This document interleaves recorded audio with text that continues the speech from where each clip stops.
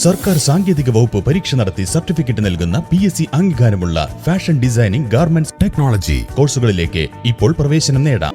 IFGT Institute of Fashion and Garment Technology affiliated by Government of Kerala Technical Education. രാജ്യം നേരിടുന്ന ഏറ്റവും വലിയ പ്രശ്നമായി മാറിയിരിക്കുകയാണ് ആൾക്കൂട്ട ആക്രമണം. അതായത് ഒരു കൂട്ടം വന്ന് നിരപരാധികളായിട്ടുള്ള മനുഷ്യരെ പച്ചക്ക് തല്ലിക്കൊല്ലുന്നു.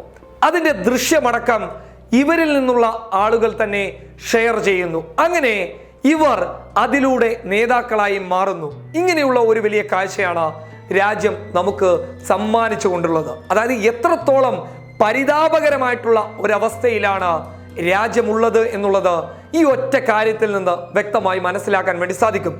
തൊട്ടതിനും പിടിച്ചതിനും നിയമം കൊണ്ടുവരുന്ന കേന്ദ്രം ആൾക്കൂട്ടാക്രമണത്തിന് മുന്നിൽ മൗനം പാലിച്ചു നിൽക്കുകയാണ്. സംശയം വേണ്ട, ഇതിലൂടെ അവർക്ക് വ്യക്തമായിട്ടുള്ള രാഷ്ട്രീയ നേട്ടമുണ്ട്.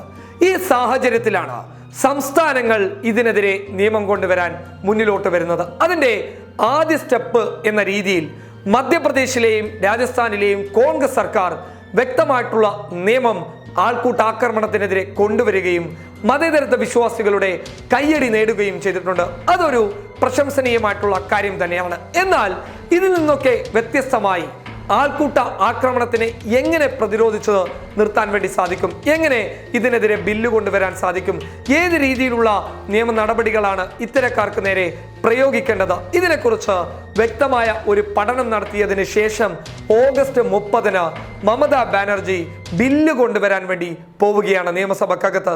എന്നാൽ ഈ ബില്ലിൽ പറയുന്ന വ്യക്തമായ കാര്യങ്ങളുണ്ട്. അതായത് ഇത്തരത്തിലുള്ള ആക്രമണം നടത്തുന്ന ആൾ അല്ലെങ്കിൽ സംഘം, ഇതിന് നേതൃത്വം കൊടുക്കുന്ന ആൾ എന്നിവർക്ക് ജീവപര്യന്തം തടവും 5 ലക്ഷം രൂപ പിഴയുമാണ് ഈ നിയമത്തിലൂടെ ലഭിക്കാൻ വേണ്ടി പോകുന്നത്. ഇതിനപ്പുറത്ത് ഈ കേസുകൾ അന്വേഷിക്കുന്നത് ഇൻസ്പെക്ടർ റാങ്കിന് മുകളിലുള്ള ഉദ്യോഗസ്ഥരായിരിക്കും. അതായത് DYSP പോലെയുള്ള ഉദ്യോഗസ്ഥരായിരിക്കും, കമ്മീഷണർ പോലെയുള്ള ഉദ്യോഗസ്ഥരായിരിക്കും ഈ കേസ് അന്വേഷിക്കാൻ മുന്നോട്ട് വരിക. അതായത് ഇത്തരത്തിലുള്ള കേസുകളിൽ വ്യക്തമായ സ്വാധീനം ഫസ്റ്റ് ഇൻവെസ്റ്റിഗേഷൻ റിപ്പോർട്ടിൽ FIR-ൽ അവിടെയുള്ള പ്രാദേശിക BJP സംഘപരിവാർ നേതാക്കൾ ഇടപെട്ടുകൊണ്ട് മാറ്റങ്ങൾ ഉണ്ടാക്കുന്നു എന്നുള്ളത് കൊണ്ട് തന്നെയാണ് ഇത്തരത്തിലുള്ള ഒരു തീരുമാനത്തിൽ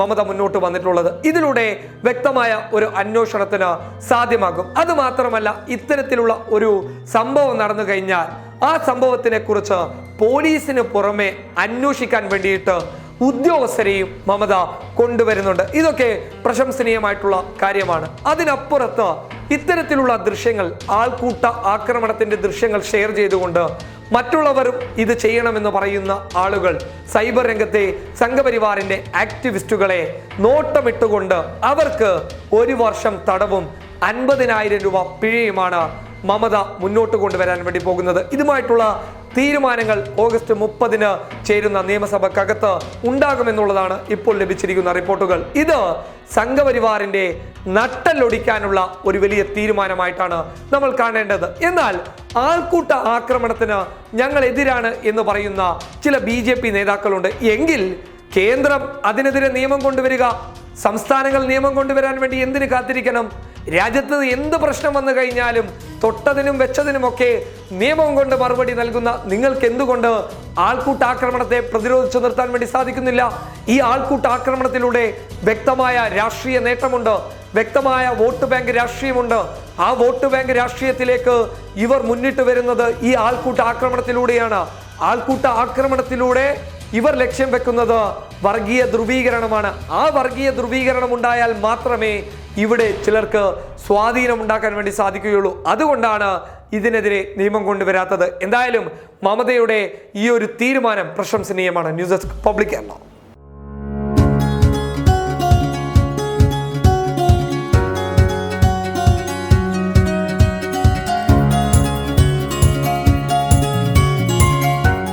ഇനി സേവനങ്ങൾ വിരൽത്തുമ്പിൽ. Bismi home nursing service, Anangoor, Kasaragod.